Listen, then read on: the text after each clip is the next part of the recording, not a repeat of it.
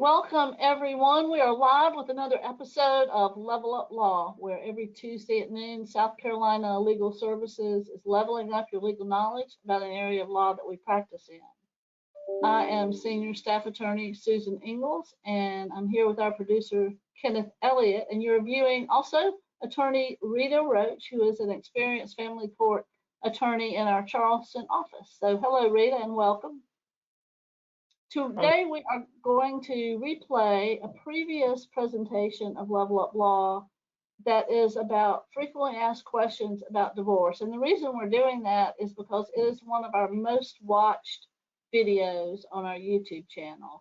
And so we thought it would be good to just do a little replay of that with one of our experienced family court attorneys, which Rita is, and let you look at that and then maybe ask questions at the end, and Rita will be available to answer those questions and maybe give us some updated information about what's going on in divorce court in South Carolina today. So it's great to have you on, Rita. And before we get started, I do want to remind everyone that this is not legal advice. It's just general information for the public. If you need the help of a lawyer, you can call our intake line here at South Carolina Legal Services or apply online, and we always provide that information at the end of every Level Up Law episode, so you can find that online. Also, Kenneth Elliott, our wonderful producer, will post a video of this presentation on our YouTube channel, so you'll get that update, and that'll be available as well as the original. Now, be sure, if you have any questions, to put them in the question box that you should be seeing on your screen, and then that way Rita can answer any of those when we reach the conclusion of the video that we're going to be watching. Just one quick reminder to be sure and check out our social media. Just like YouTube, we have other social media sites, Instagram, Twitter, LinkedIn. Check us out there and be sure and like, subscribe, follow, and all of that good stuff so that you can keep up with all the great information that we're putting out there all the time. So without further ado, Rita, welcome, and let's get started watching this video. Welcome, everyone, and thank you for joining us today on Level Up Law. We're here at South Carolina Legal Services. We are leveling up your legal knowledge on the different areas of law that we practice in. I'm Susan Ingalls, Senior Staff Attorney with South Carolina Legal Services, and I'll be the moderator of the webinar today. We are joined by Legal Services Attorney Tamika Cannon and Paralegal Katie Sellers. They will be reviewing for you the most frequently asked questions that we get about divorce in South Carolina. Now, here's an important note about today's Level Up Law episode. At the conclusion of the presentation, our presenters will be answering your questions. So we won't be answering questions during the presentation, but we will answer them at the conclusion.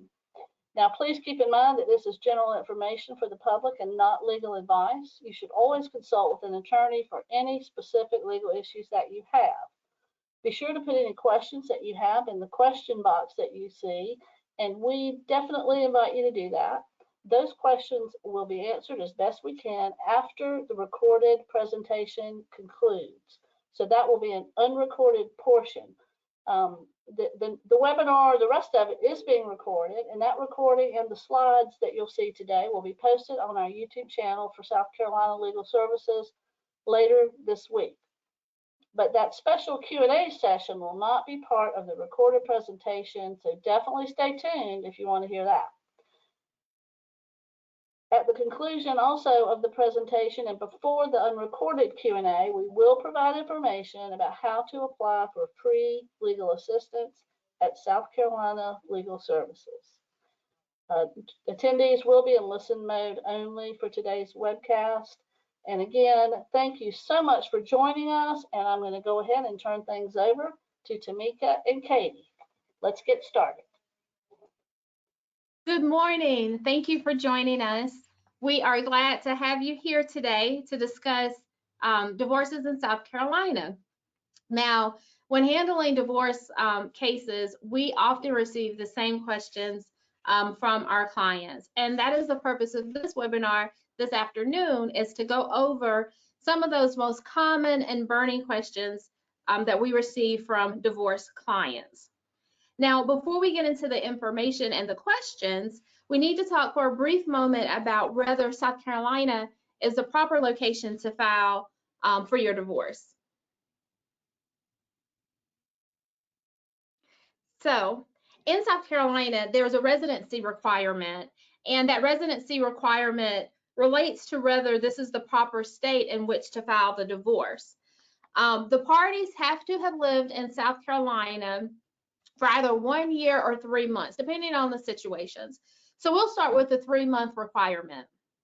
If both parties live in South Carolina, then they have to have both lived here for at least 3 months. After they've both lived here for 3 months, the divorce can be filed in South Carolina.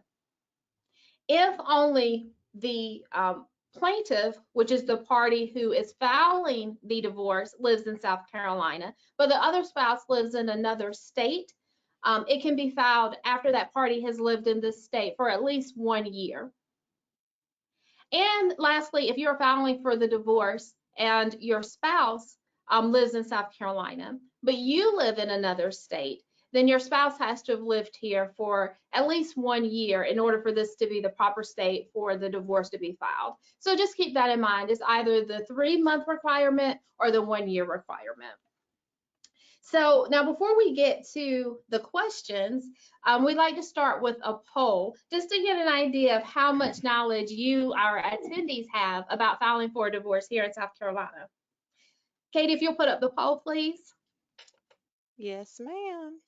So the first poll question that we have is, irreconcilable differences is a divorce ground in South Carolina. Is that true or is that false? We'll give you about 30 seconds to respond.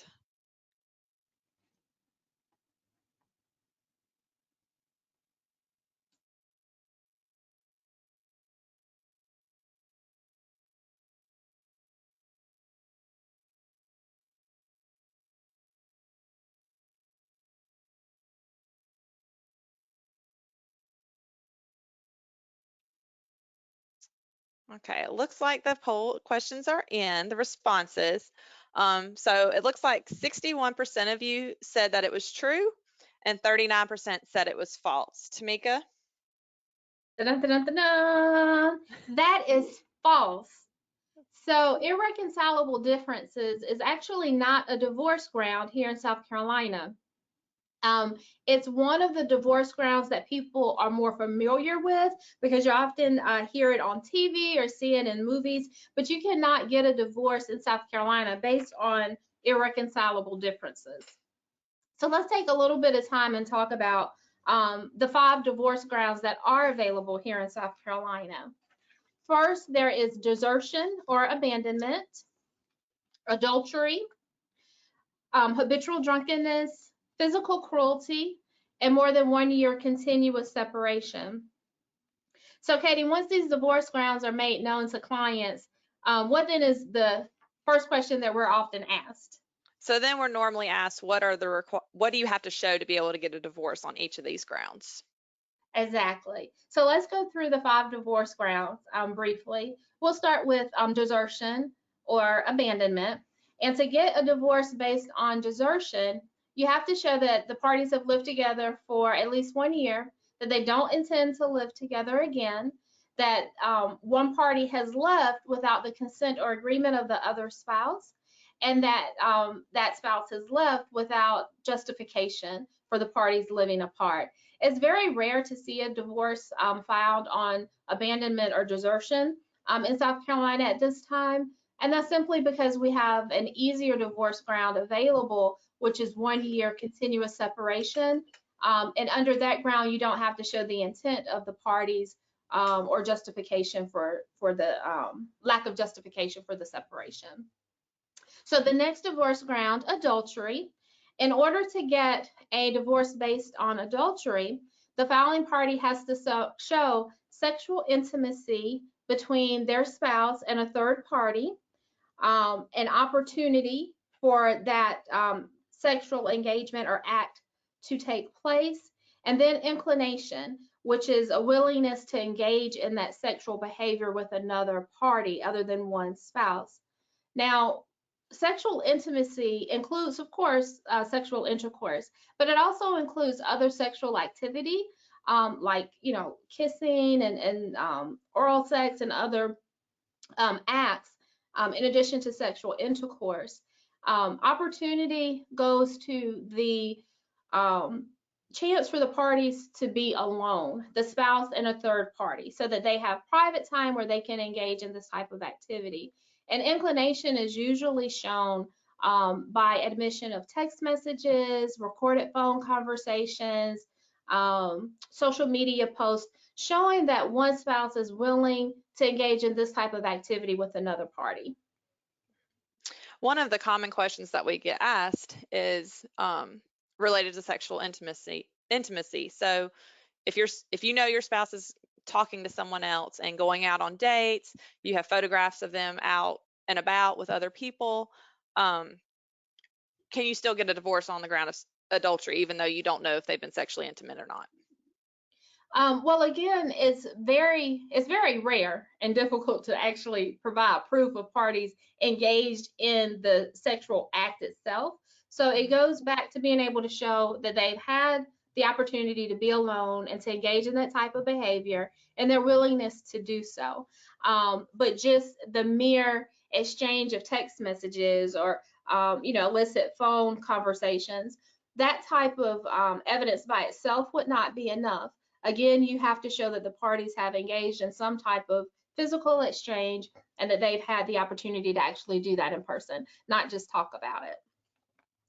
So the next divorce ground, habitual drunkenness. In order to get a divorce based on this ground, the filing party has to show that the abuse of alcohol or drugs contributed to the breakdown of the marriage, and that drug or alcohol use existed at or near the time that the divorce was filed. It has to actually cause problems between the spouses, that drug use or alcohol use by one party. And so the one question that we normally get asked about this is, if there's no alcohol use at all, and they're only using drugs and it's prescription drugs, can you still get a divorce on the ground of habitual drunkenness? Yes, you can. So habitual drunkenness is actually a bit of a misnomer because, again, it does include the use of prescription pills if they're used improperly or if they're abused, as well as the use of illegal drugs. So it's not just limited to alcohol use. Next is physical cruelty. In order to get a divorce based on physical cruelty, there has to be a showing of physical abuse that's taken place during the marriage, and that abuse has to rise to the level where it puts one party in danger of their life, limb, or health being seriously damaged or harmed. There has to be a showing of either a pattern of physical abuse or at least one severe incident of abuse. And if it's based on just one severe incident, that incident has to rise to the level of being of life-threatening incident of abuse. Domestic violence incorporates emotional and verbal abuse. If my spouse is only verbally abusive to me, so if he's getting in my face and making me fear for my safety, but he's never actually laid his hands on me, can I still get a divorce on the ground of physical cruelty? Unfortunately, you would not be able to. So in South Carolina, there has to actually be some physical harm during the marriage to get the divorce based on physical cruelty. And we know that, emotional abuse is often as damaging, if not more so and even more traumatic than the physical abuse. But there has to be actual physical harm caused in order to get the divorce on physical cruelty. Mm-hmm. And then the Tamika, last divorce. Oh, go ahead. I'm sorry. There's one more question that we often get asked. If there's been physical abuse or sexual abuse towards the children, but not the spouse, can you get a divorce on physical cruelty based on the abuse towards the children? No, you cannot. The physical abuse has to actually be directed towards the spouse. So abuse of other family members would not qualify a person for a physical cruelty divorce. And so the last divorce grounds is more than 1 year continuous separation. And in order to qualify for a divorce based on this ground, the parties have to have lived together or lived separately, for at least 366 days.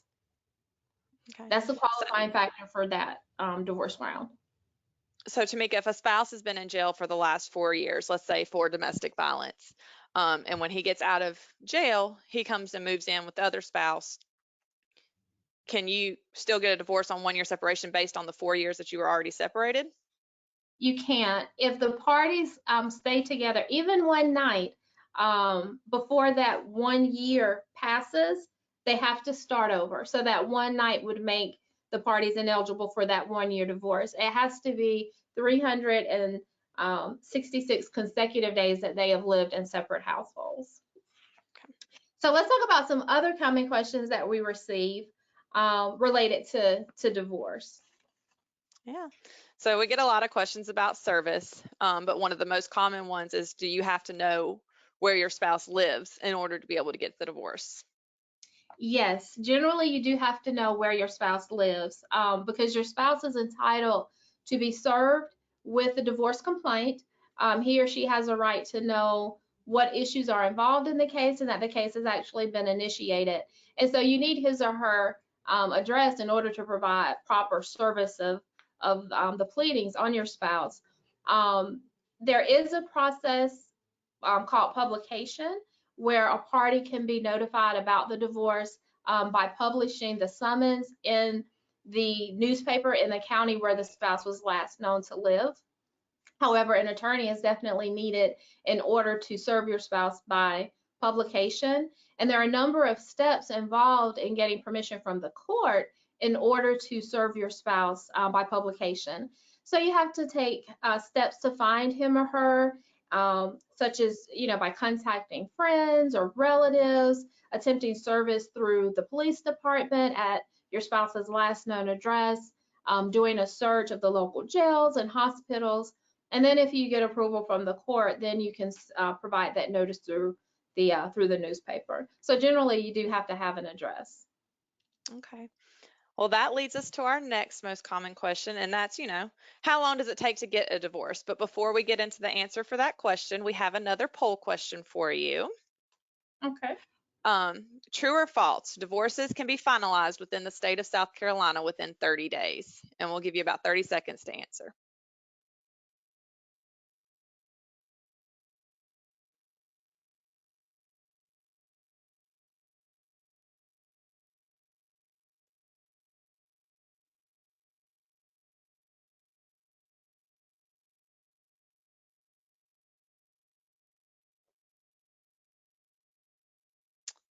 All right, it looks like the votes are in.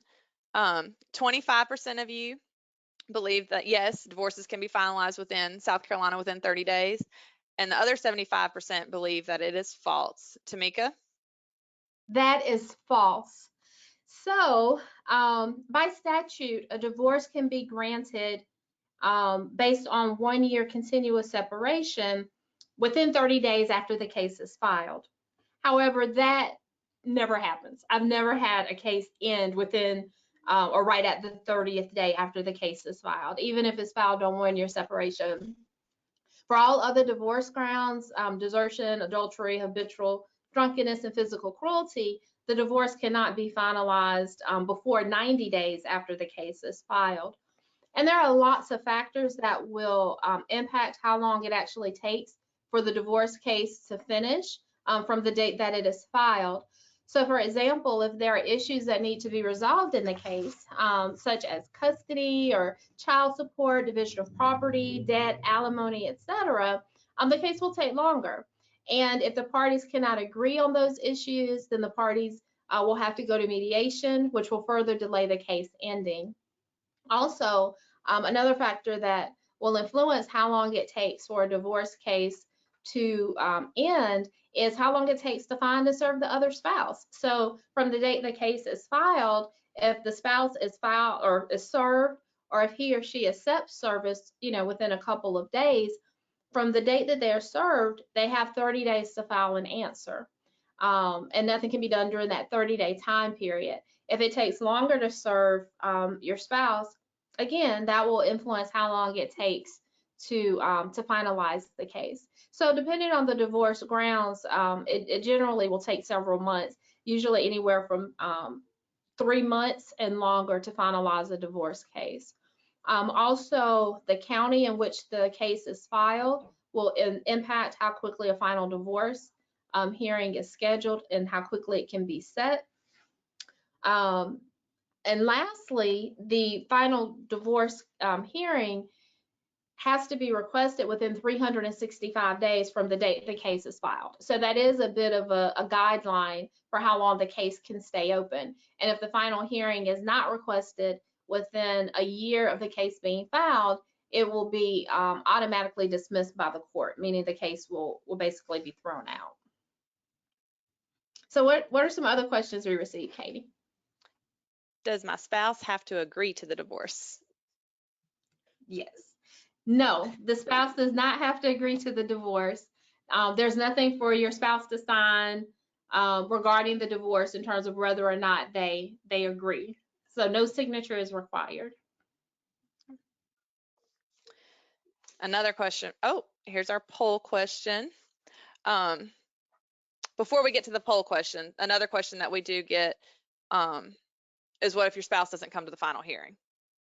So if your spouse does not come to the final hearing, it just makes it easier for you to get the relief that you are seeking. So the hearing will still go forward as long as you have provided the proper notice to your spouse of the final hearing. It should not delay the case if that proper notice was given. So you can still proceed even if your spouse does not appear. So what's our poll question? So our poll question is, a final hearing does not need to be held if a spouse does not respond within 30 days to the service of the complaint.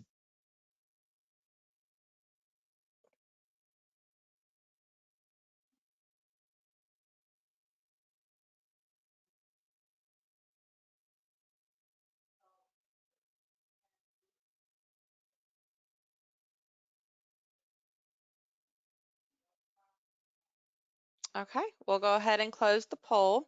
It looks like 13% of you said it was true and 87% said it was false. Good. Tamika? So the majority has it here. That is false. So a final divorce hearing does have to be held, whether your spouse agrees to the divorce or not. In order for the divorce to be finalized, the final hearing has to be held. The family court judge has to grant and approve the divorce, and a written order has to be prepared, signed by the judge, and filed with the court. Even if the parties go to the final hearing and the judge says, I grant the divorce, the parties are still married until the final divorce order again is prepared, signed by the judge, and filed. I always advise my clients after the divorce not to go out and get remarried until they have the signed divorce paper in hand. I actually had that happen recently where an opposing party got remarried a few days after the first divorce hearing. That second marriage was not valid because his first marriage had not yet been dissolved. What other questions do you have for me? Do I have to have a witness to get a divorce? So generally, you do have to have a witness to attend the final divorce hearing with you, and the witness is there to support your divorce ground. So if you're asking for the divorce on 1 year, that person, is there to explain to the judge that he or she knows that you and your spouse have in fact not lived together in more than a year. If you're asking for the divorce on physical cruelty, your witness will come in and testify about any abuse that he or she heard or saw firsthand between you and your spouse, or the aftermath of that abuse. Say if he or she witnessed bruises on you, or they heard a physical altercation between you and your spouse. Now, there are some exceptions to that rule about a witness being required.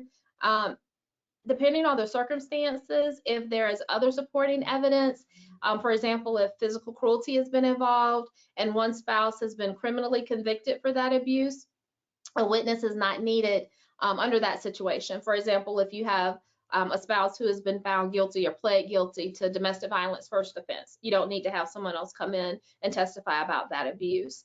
Also, under some rare circumstances, a witness is not needed if it's clear to the court that the parties are not colluding or coming together and providing testimony just so they can get a divorce more quickly. Again, that's very rare for that to apply.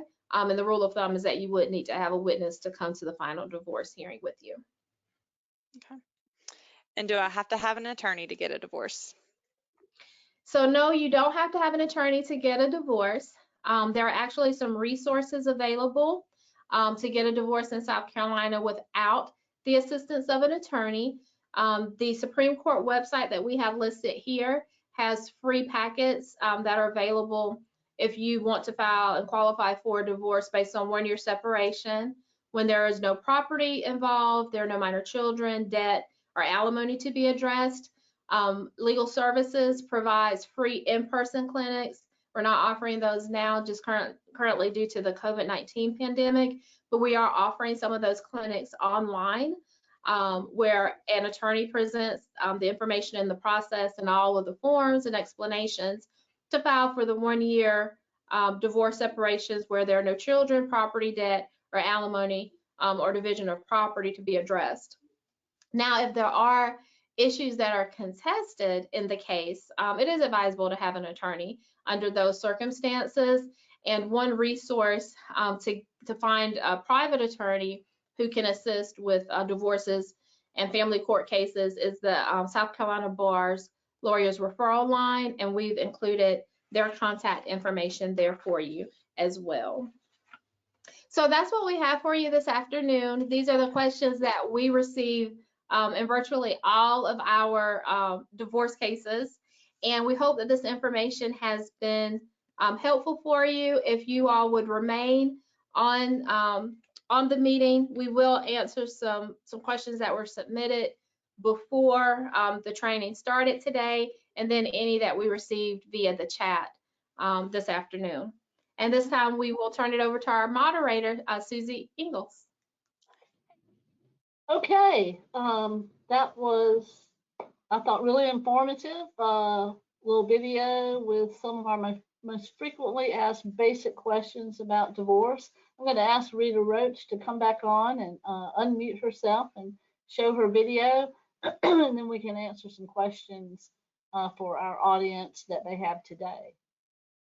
And in the meantime, I can go ahead and be letting you know one of the questions that we have is, if your divorce is contested, do you always have to have a mediation before going ahead with a divorce hearing, a final hearing?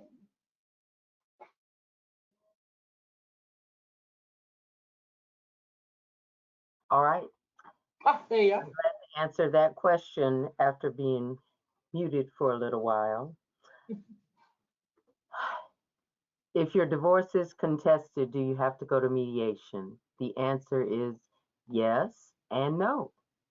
If it's contested and you come to a settlement between yourselves, and that settlement is reduced to writing or everyone agrees, then you can request a final hearing on the issue of divorce and approval of your settlement agreement. If you have no meeting of the minds, no settlement of your case, then yes, mediation will be required.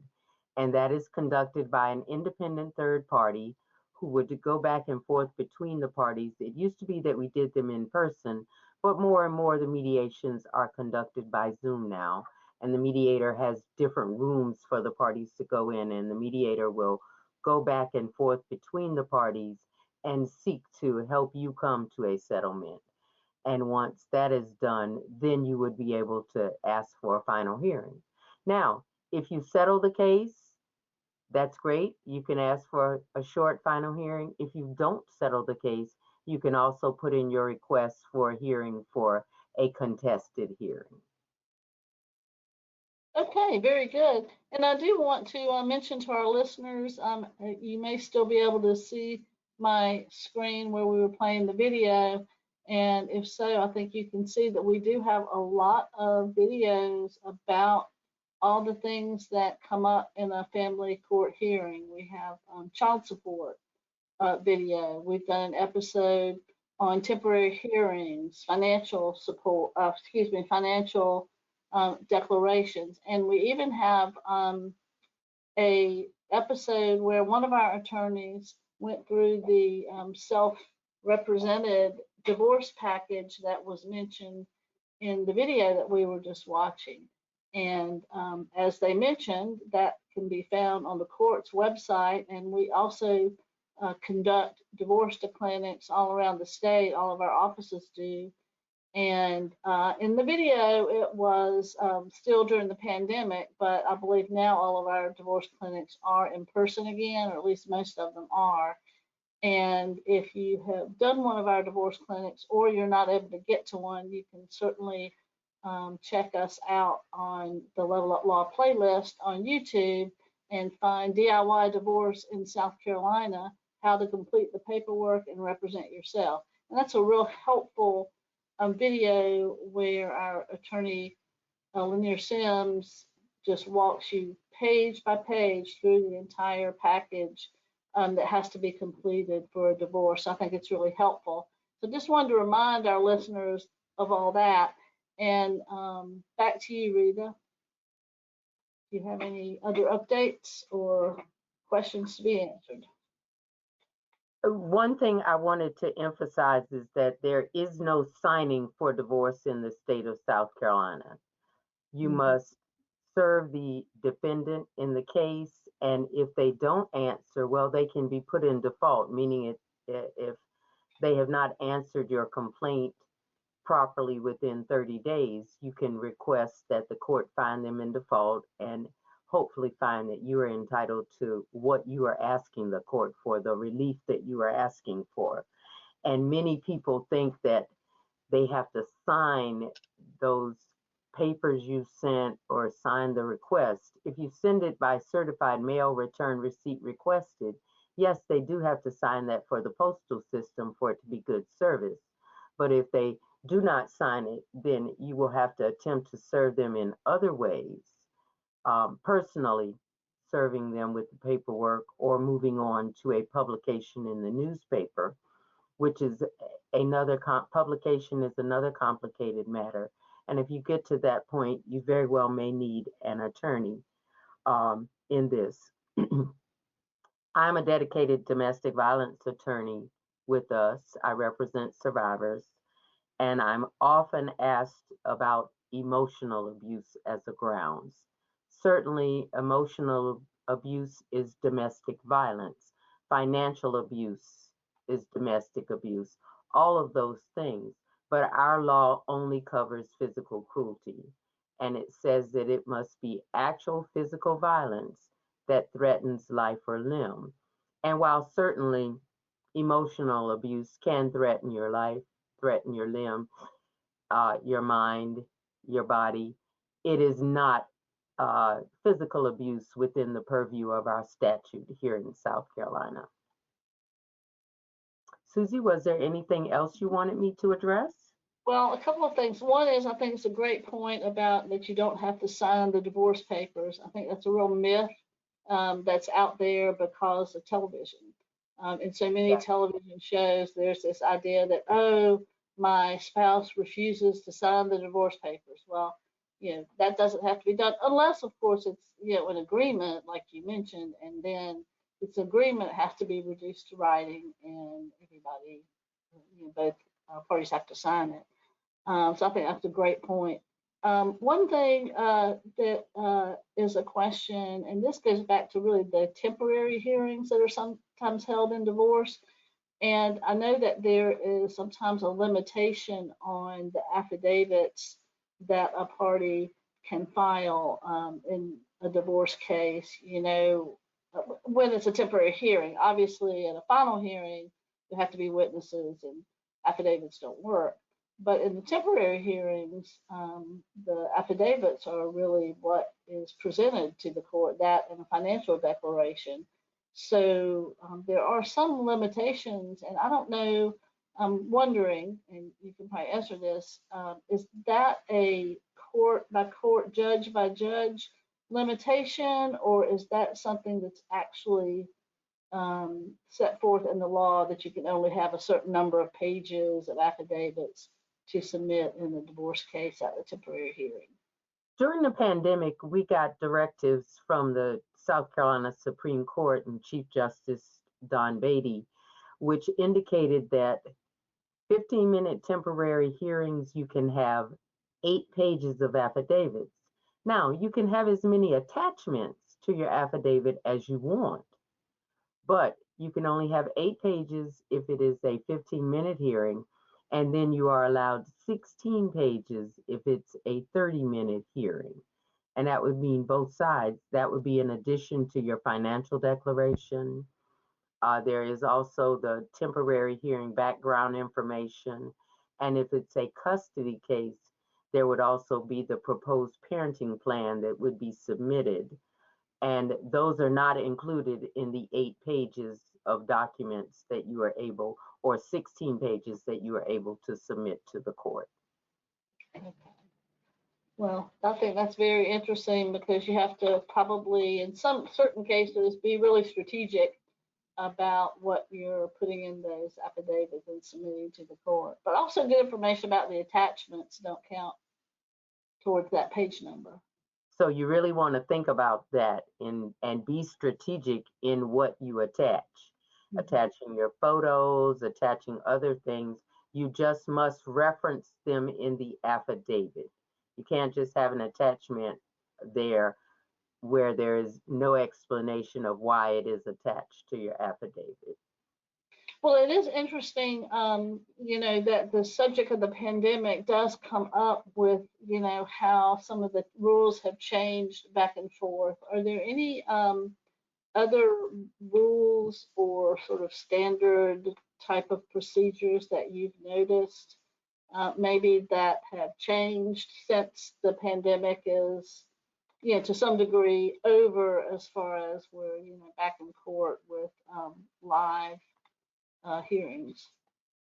Well, in Charleston and some other counties here, that is where I am in our Charleston office, which handles 7 different counties. We are still having virtual hearings. Oh, okay. There may be, usually in Charleston, there's one judge's docket. In fact, I had one yesterday, and the hearings that were happening behind my hearing were contempt hearings, and they were all virtual. So Wow. there are many courts that are still doing entire dockets, some days, some entire weeks by virtual hearings.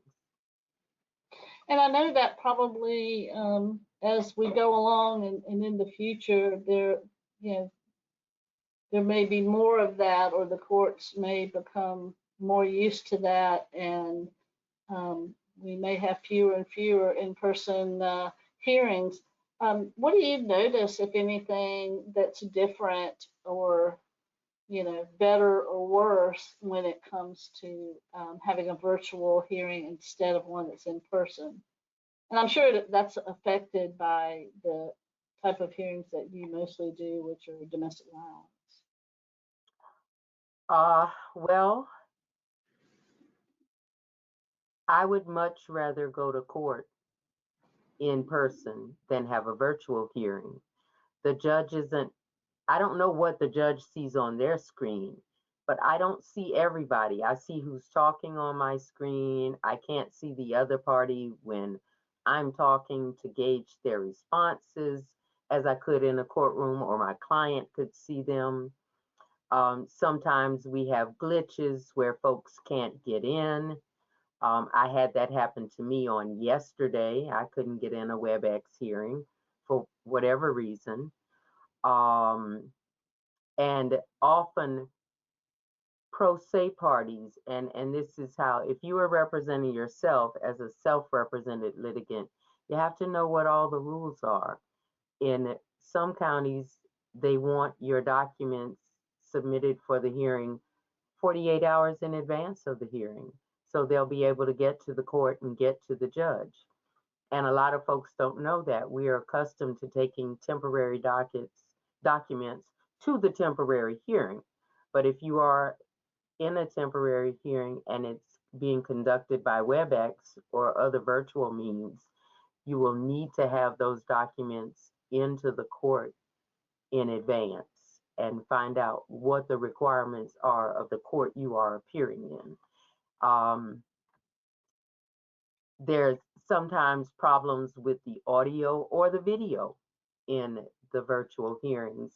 And I've been on several where the opposing party or their counsel couldn't get in, and it had to be continued to another date. So technology is not perfect, and we have to remember that and work with it, and also be proactive, calling the court, calling the judge's chambers, and saying, I'm not able to get in. And if you call the court and say that, then someone in the clerk's office will help you. But on most dockets where you find the information about the virtual hearing, the court reporters, the court's assistant, their administrative assistant should be listed there with their phone number. And don't be afraid to call them if you're having a problem with the video technology. They will try to help or either facilitate the scheduling of another hearing for you. Well, that's really important information, I think, as we proceed on with virtual hearings. And there are some problems, when our clients don't have the capability to get online themselves for hearings, and that sort of thing can be a real problem. Well, thanks so much, Rita. Hopefully you can see my screen that has all of our contact information. Are you able to view that? I see it, Susie. It is there. Perfect. Well, I want to thank you, Rita, for joining us today for this all-important replay. I think it's really great that this is one of the most viewed episodes of Level Up Law that we have, because it really is important for so many people who are having to represent themselves to get some of these basic questions answered for them. And what a great way to do it, and have an update by you, who, being the experienced family court attorney that you are, you can kind of bring us up to date on what's going on in these type of hearings in South Carolina now. So thanks again for being on with us today. Very, very helpful. Now, for our audience, thank you for being on today, and we hope that you found this helpful. And if you think it'll be helpful to others, please do go to our YouTube channel, probably tomorrow, and our producer, Kenneth Elliott, will have uploaded this video to our YouTube channel, and you can find it there, and share the broadcast with others that you think it may be helpful for. And while you're there, if you're not already subscribed to our YouTube channel at South Carolina Legal Services, subscribe, and you'll and sign up for notifications, and you'll always know when we post a new video, which we do at least once a week with our Level Up Law episodes. But we have all kinds of other video content that is uploaded to our website that could be helpful to you. In fact, Rita was just recently involved in a training event that our VOCA attorneys did, which she is one of, and our lead VOCA attorney, Scott McNeish, was in charge of, and a lot of really good speakers about domestic violence, because October was Domestic Violence Awareness Month, and you can find those recordings on our YouTube channel. So we're always uploading, I think, really helpful content for the public, and I encourage you to go there and make sure that other people you know realize that all that great content is there. That's it for today. I want you to be sure to tune in next week for another episode of Level Up Law, where we will be talking about the collateral consequences of homelessness. Managing Attorney Lynn Farr of our Spartanburg office will be heading up that presentation, and I think it promises to be a really good one. November is National Homeless Awareness Month, and so it's a great time to talk about some of the collateral consequences, and particularly legal consequences, that we see here at South Carolina Legal Services for people who are homeless. So definitely be sure to tune in for that. And also, you should see the QR code on your screen. And if you scan that QR code, it will take you to a place where you can sign up for our newsletter, and you can get all kinds of other good information that way as well. So encourage you to do that. So thanks again, Rita, for helping us out today. Really appreciate all the good information that you had to add to this most watched video. And thanks again to our audience for tuning in today on Level Up Law. That concludes today's webinar. Thanks, everybody.